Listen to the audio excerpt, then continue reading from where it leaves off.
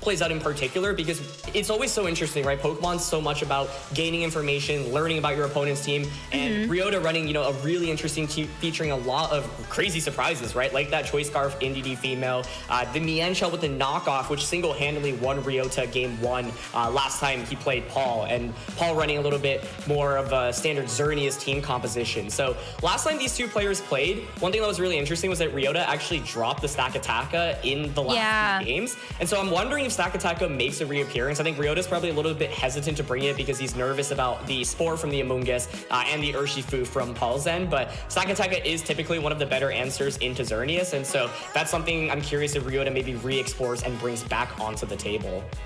Well, especially when you think about how Gyro Ball does more damage with the differential and speed, right? Especially if Xerneas is going to be at that +2 speed boost from that Geomancy, then that Gyro Ball is going to be able to do so much damage to that Xerneas in particular. But when we also watched this particular match, and even just the match prior, we were talking about how Pollen Puff and Xerneas are a very, very good combo to have on Paul's side of the field, just because you're able to heal up so much of the damage that could be coming through your way from any of the Pokemon on Ryota's team. So I'm excited to see how this one plays out. We're just giving you a brief glance at what that winners round 1 match looked like. Let's go ahead and just jump right into the losers finals. This is a best of 3 between these two incredible players. They have to win 2 matches to advance to the grand finals, where Santino Tarquinio is waiting for them. And we are going to see that Xerneas and that Urshifu lead this time around, and Ryota is going to be leading with Mienshao and that Shadow Rider Calyrex.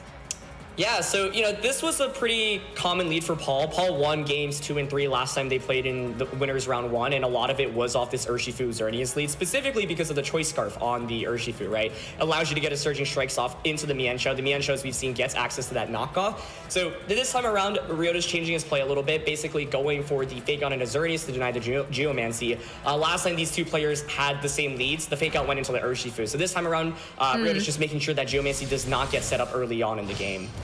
Yeah, well, we are going to see that Paul's Urshifu is going to go ahead and use that Surging Strikes right into the Shadow Rider Calyrex, and it's going to deal a significant amount of damage, but I think that Paul was really hoping that something would be able to happen with that Xerneas specifically that did get faked out here. Astral Barrage now coming out from Ryota's Shadow Rider Calyrex, and holy cow, it does a lot, but Urshifu is able to hang on. That's actually such a critical piece of information, because last time these two players played, there was one time where Urshifu got crit by the Astral Barrage, right? And yes, not exactly the bulkiest Pokemon, but Paul, using that Choice Scarf variant, can take a little bit of investment outside of speed, put it into HP and special defense. So that's a huge deal, because now you have something that outspeeds both the Ryota's Pokemon right now, right? So huge survival there. And I think both players making, you know, a really solid play on turn 1, where Paul's once again willing to say, okay, well, if you Fake Out and go for the Astral Barrage and knock out Urshifu, well, I'll just get the Geomancy set up, I'll bring in the Amoonguss, I'll Pollen Puff, and I'll play exactly like that one time we had these leads. So Ryota makes a little bit of an adjustment this time around. I do like the adjustment, but it's a huge survival on Urshifu's end here, because now it can just go for Surging Strikes onto either, and obviously you can't protect in front of it because of Urshifu's ability. Ooh, and I really like that we're going to see a switch out here from Paul to bring in that Rillaboom specifically. Obviously, we're going to be able to set up the grassy terrain here from that grassy surge. And I am just super curious to see where Paul decided to target. Urshifu is going to go for those Surging Strikes once again, but it is this time still going to be into Shadow Rider Calyrex. You just need one hit here, and that Shadow Rider Calyrex is able to go down. And I think, you know, that's a strong target just because of how much damage it does with Astral Barrage, right? When you look at Paul's team, nothing really takes Astral Barrage super well, other than, you know, the potential Incineroar that you have in the back. So just eliminating the biggest threat, you know, the main restricted Pokemon, getting it out of the way is definitely a strong start. However, by switching in Rillaboom, Ryota now does manage to get control of the terrain. Terrain Wars played a very big deal in this matchup, especially because that Entity does have that Choice Scarf. So it outspeeds everything, right? Including that Xerneas, meaning that you can just click Expanding Force right now. So Ryota now in a really interesting position where you're free to just launch Expanding Force. Something like Expanding Force and Close Combat into Rillaboom, for example, is a strong play. I think Ryota, though, also might fear the potential Terrain Wars, because you might read into Rillaboom switching out here as Xerneas protects. And so if you want to make that read and you fear giving Paul a free switch back in, yeah, you can do what Ryota's contemplating here, which is switch out into Whimsicott, so that you stick around a little bit longer with the NDD. I think here it's a tough decision to make, because, like, if you're switching out the NDD, you just really lack damage output. I think the one upside for Ryota is that this Whimsicott can actually do pretty good damage into Xerneas, especially with Xerneas' Fairy Aura on the field right now. So Ryota is actually going to take the unconventional path here rather than click that Expanding Force, actually going to hard switch it out to regain terrain control potentially later on in the match. Well, we'll have to see what Paul does. And Paul does switch out the Rillaboom here, so it is going to be a terrain war towards the end of this battle. Amoonguss now switching in for Rillaboom's place, as we do see Xerneas go ahead and protect. So very, very safe play here coming out from Paul, just kind of trying to make sure that, you know, not too much damage is going to come their way. Knockoff, though, going into the Amoonguss here, and just going to knock off that Koba Berry. Yeah, and you know, the main thing there is that, if you stay in with the Indeedee, you can maybe knock out the Amoonguss. The Amoonguss can actually survive Expanding Force, and it's a question of whether or not you double up onto it. If you KO it, that's great, but then Paul gets the free switching back into Rillaboom and suddenly can fake out Geomancy. So Paul now switching into that Rillaboom to regain terrain control once again, and you can see both players are really, really just vying to make sure that they have their respective terrains up on the field right now. Yeah, absolutely. I mean, I think that well, I guess, like, if you are able to knock out the Rillaboom then, especially because Whimsicott is going to go for an attack into that Rillaboom. Oh, it's going to be a double up as well from the Mienshao. At least Rillaboom is able to hang on, but I think in this case, if you're Ryota, you're kind of hoping for a free switch in here so that the Indeedee can come back out. But a Spore now coming out from Paul will be able to put that Mienshao to sleep. I really like the play that Paul made there because your Xerneas is at risk of getting potentially KO'd by Moonblast. It's pretty close. I'm not sure like how bulky Paul's Xerneas is, and Moonblast just does a decent amount of damage from Whimsicott there. So like you have one play that Paul could have made, of course, was just Rage Powder and then go for the Geomancy. But once again, what's really tricky about this matchup for Paul is that he doesn't have that Dazzling Gleam. So, ends up actually putting the Mienshao to sleep and still has the Rillaboom in, right? So you can switch Rillaboom out and then back in for further terrain control. We've seen that the Rillaboom gets access to that U-turn as well. I think it might be able to survive the Moonblast as well from the Whimsicott coming in right now. So it's a really great turn by Paul there to put something to sleep. And Ryota's team is so fast-paced and hyper-offensive that even one turn of sleep can slow you down considerably. If you even take more than one turn of sleep, like it's even harder to come back from, right? So for Ryota right now, it's all about basically having this Indeedee around. If Paul actually, is able to knock out Indeedee here this turn, it feels like the game is probably just over. So we'll see if Paul's Rillaboom is able to survive from potential Moonblast and whether or not the double up goes into Indeedee for a potential KO. Yeah, well, the Moonblast is going to come out from that Whimsicott. Rillaboom is going to barely be able to hang on. U-turn now going right into the Indeedee, taking it to 16 HP. Now Rillaboom is going to be able to pivot out here, and you should be able to get that Xerneas back in, I feel like now. That was such a critical survival for that Rillaboom. Holy cow. Absolutely critical, and it does so much damage to Indeedee along the way. Let's see where Amoonguss is targeting here.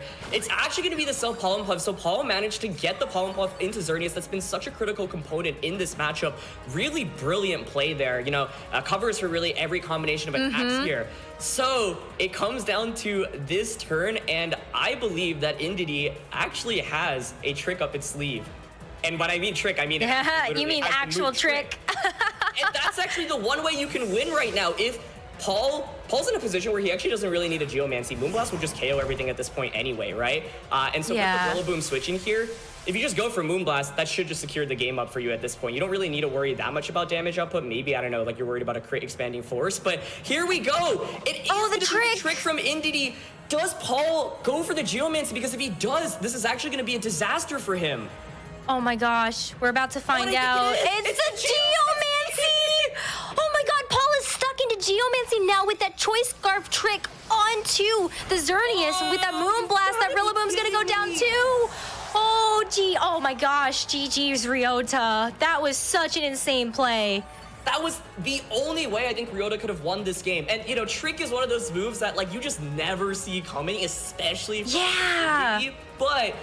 Paul worked so hard to put himself in such a phenomenal position, and it's so easy to not consider that option, right? But suddenly this gives Ryota the opportunity to win the game, right? You can switch the Indeedee out, now you regain terrain control, and the thing is, this is essentially a 3v1 now. That Xerneas is completely useless. You're just getting locked into Geomancy for the rest of the game.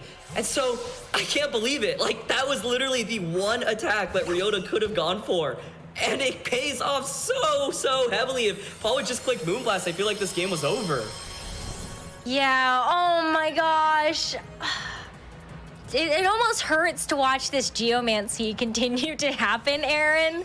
Just knowing that it is completely locked in. And Whimsicott here can just go for the Moonblast onto the Amoonguss. And as well, you just kind of consider that Amoonguss is not going to do very much with that Pollen Puff either onto the opposing Pokemon. Oh, man. I guess if you're Paul at this point, you're trying to get as much information as possible about each of these Pokemon. Exactly. Just to be able to formulate your game 2 game plan. For sure. And Paul actually has a slight win condition here, which is Ryota messing up and actually carelessly switching Indeedee back in. Right now, if you're in Ryota's position, all you do is you stay in with both of these Pokemon. You keep damaging Amoonguss, which can't heal itself other than from that grassy terrain. So you can go Moonblast, close combat, Moonblast, close combat. All you do is wait for that free switch in into Indeedee, and then that can just end the game with an expanding force, because once again, this Xerneas is literally not relevant. It is essentially KO'd right now, right? It doesn't do anything. And so all Ryota needs to do is make sure he does not carelessly switch in Indeedee, and that's exactly what he's doing here.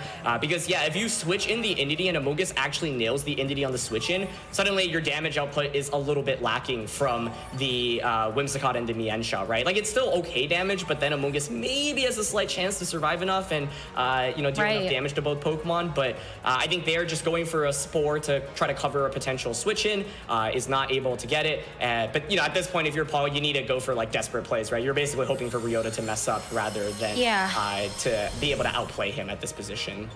I mean, Xerneas is still at full HP, so if you think about it, there is like a definite win condition here on the board if Paul is able to knock out at least 2 Pokemon here, right? Then you can kind of consider that there is that win condition on the board of just having more Pokemon or having higher HP. So we'll see how many turns of sleep this Mienshao is able to go through, but Pollen Puff does come out again. This time targeting into the Whimsicott, but Pollen Puff is not going to be doing too much to either of these Pokemon when you consider that it is I believe the only attacking, well, I guess there's also Grass Knot, but both of these Pokemon are very, very light. Yeah, and the grassy terrain just makes it even more difficult for Paul, actually, because all the Pokemon are healing up so much. So Paul playing this out because he absolutely has that potential to win, which is if that Indeedee came in, but finally realizes, okay, I don't have enough damage up, but Ryota's not making the switch in. Like, let's just move on to game 2. But I can't believe it, man. That trick, like, what? It's just so wild, because I felt like Paul literally just had the game in his hands, right? I know that's, as a player, that is one of the most frustrating defeats that you can have when you feel like you have a game locked up, but then you just don't consider this one play like you would never, ever see coming, right? So that one move, like, so much of this tournament has been about surprise moves, surprise items. Indeedee having that trick completely turns the tides. And yeah, it basically turned what I felt like was a completely losing game into a completely winning game. What was also really critical that turn was that the Whimsicott actually was able to knock out that Rillaboom, right? Yeah. If the Rillaboom does not get KO there, well, then you can just switch out the Xerneas and then suddenly can just end the game with Moonblast, Moonblast, Moonblast. So I think that was a position where Paul didn't really need to go for Geomancy. Maybe was a little bit worried about, just taking too much damage and wanted to make sure Xerneas could hang around for the remainder of the game. But I think if the Rillaboom just switched in and Xerneas had just clicked Moonblast there, the game basically felt over because Mienshao hadn't taken any turns of sleep. I think Paul was probably just worried about the Whimsicott endgame against Xerneas. If I don't Geomancy, then Whimsicott can do a lot of damage to me with Moonblast, can potentially crit me, and like the main thing is that Whimsicott will be moving before me. But that is a trick. I mean, that's a play of a lifetime. Honestly, it's so rare to see a play completely turn the tides of the battle like that in just one turn, and this Indeedee just gets so many surprises up its sleeve. Yeah, I definitely agree with you. And especially because this is a closed team sheet format, Trick was not something that was revealed in that very first set that Paul and Ryota actually played during Winners Round 1. So I can't imagine, I think that Paul definitely went for the absolute correct plays given the position that he was in.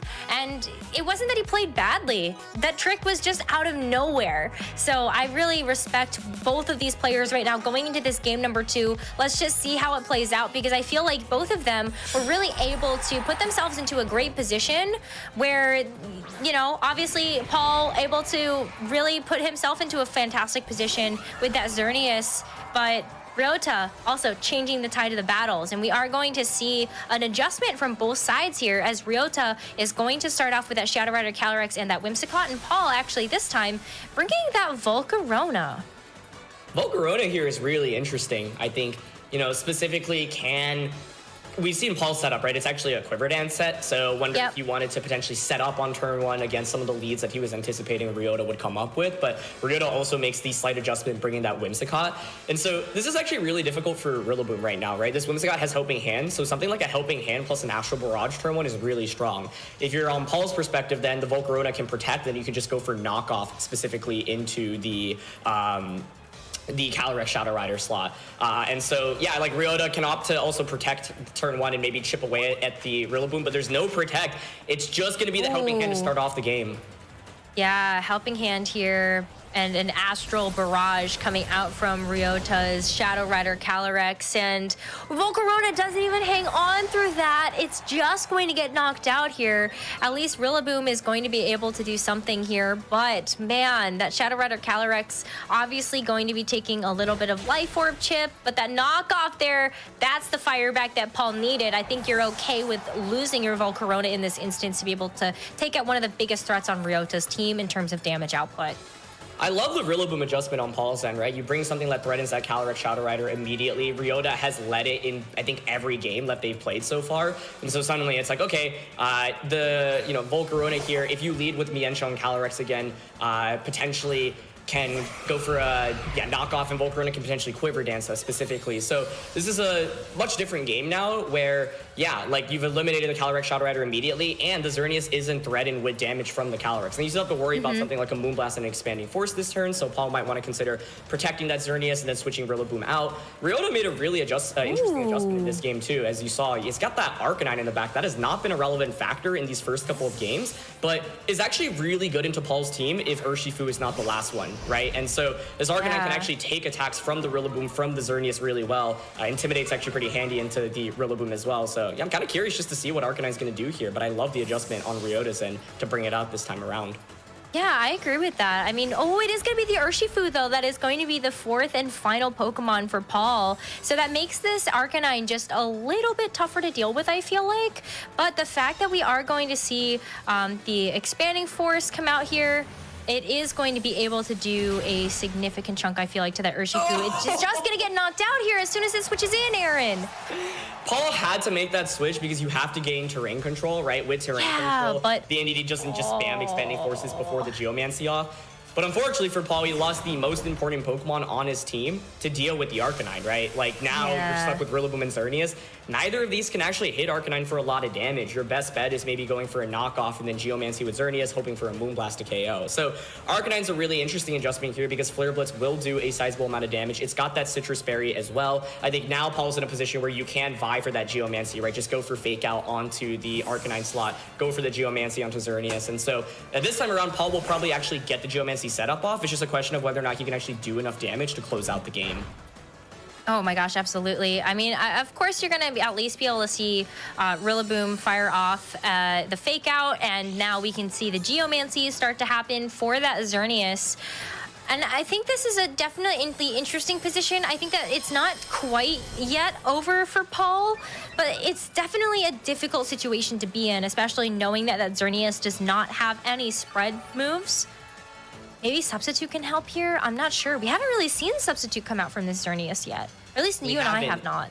Yeah, and to me, what this comes down to is, can you knock out the Arcanine right now, right? You can go for something like a Grassy Glide and a Moonblast. Xerneas is at +2, but this Arcanine does appear to be pretty bulky with its HP stat, with that Citrus Berry. If you knock out Arcanine, the game's over, right? Because that's your best means of offense. I guess, like, Ryota still have a very slight win condition with, like, multiple critical hits, but I think that's what it really boils down to. So Arcanine going for the safe protector as Whimsicott sets up that Tailwind that's going to allow it to, you know... Ooh. And we're going to see, I think, that is going to be a double up. Arcanine. So I think Ryota there also had the opportunity to maybe just go for a Moonblast onto Rillaboom, but with the Tailwind there, you just, gain some speed control. That helps with the NDD in the back as well. So now you're in a position where, once again, the Protector also helps, right? Because you get the Grassy Terrain recovery. So the big question here is, can Arcanine survive a double up from the Grassy Glide and Moonblast, which I think Paul would go for again here. Yeah, I think absolutely is going to go for that. We will see the Grassy Glide. It's not going to do too much damage here, but remember that we do have a Geomancy boosted Xerneas on the field. So let's see how much this Moonblast is going to do. And it's not very much. It's not enough.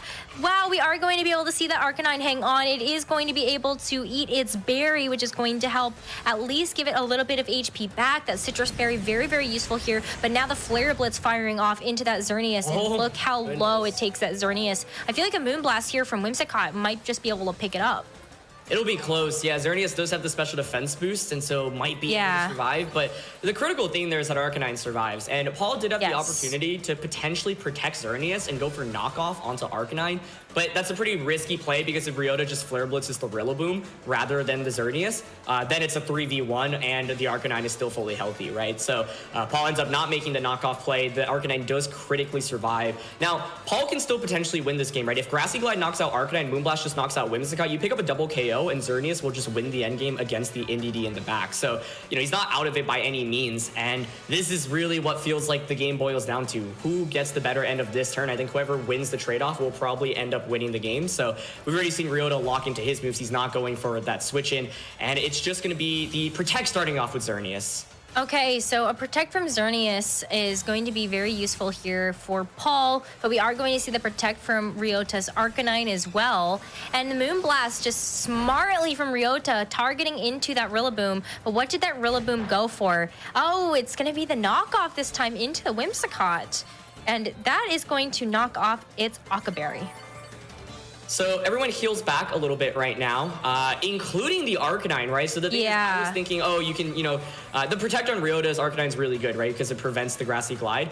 Paul did have the opportunity to potentially go for the Glide onto the Arcanine and just Moonblast, right? And just hope for a double KO there. So you stalled another turn of Tailwind. Once again, Ryota's staying in with both Pokemon. So it's the same question I had previously, right? Just delayed by a turn. Do you get the KO with Grassy Glide onto the Arcanine? I guess you also could just target the like you could use Xerneas to target the Arcanine. Rillaboom can launch an attack off into the Whimsicott. But the main thing here is I'm really curious how the Pokemon are trained. I wonder if Paul's nervous about NDD outspeeding the Xerneas because of the Choice Scarf and the Tailwind, right? The combination of that might mean like if that's why Ryota was, you know, so set on setting up that Tailwind early. So yeah, I think there are a lot of different ways that Paul can play this right now. It's mainly a question of where the Moonblast is going. And okay, it's going to be Helping Hand. Yeah, it's Helping Hand here. And of course that Extreme Speed, which is exactly what I was looking at. And it's not enough. Rillaboom's going to be able to fire back with a Grassy Glide. It hangs off with 1 HP. Holy cow. Wow.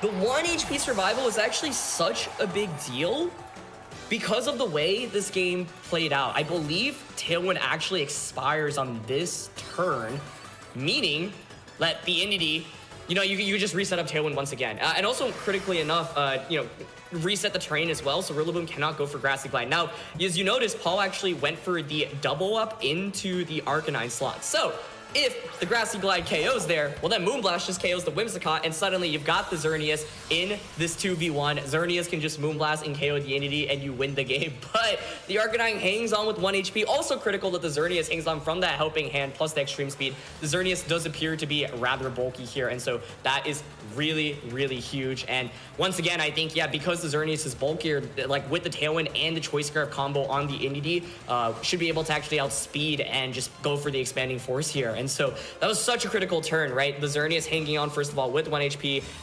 Gonna go for the Protect here just to try to maybe survive an attack and then let the Rillaboom go for a KO onto the NDD. So I think that makes a lot of sense. Whimsicott's gonna Tailwind here, and the NDD is gonna go for that Expanding Force. Let's see if it's enough to knock out the Rillaboom. If Rillaboom survives and gets a knockoff, that's absolutely huge. And Rillaboom is not able to survive. Oh man, that's absolutely crucial here, especially for Ryota, right? And now the thing is that even if your Xerneas was actually outspeeding the NDD, it doesn't matter at this point. Actually, the Whimsicott will just outspeed Xerneas thanks to Tailwind, so Moonblast will finish it off anyway. And so, yeah, I mean, actually, with the Tailwind and the Choice Scarf, yeah, NDD was definitely outspeeding the Xerneas, so it wasn't even a question, just because we know that this NDD is max speed, so there shouldn't be any surprises there. But either way, what it really boiled down to is that Paul needed to deny a second Tailwind, and the Arcanine literally hung on with 1 HP. Like, the margins in this set were so razor thin. It is unbelievable. It was like, this is one of the closest 2-0 sets I think I've ever seen in my life, honestly. And both players played phenomenally well. It really just came down to 1 or 2 big critical turns. And so Expanding Force will come out, will finish off the Xerneas now. And we are going to see Ryota Otsubo defeat Paul Ruiz, get the run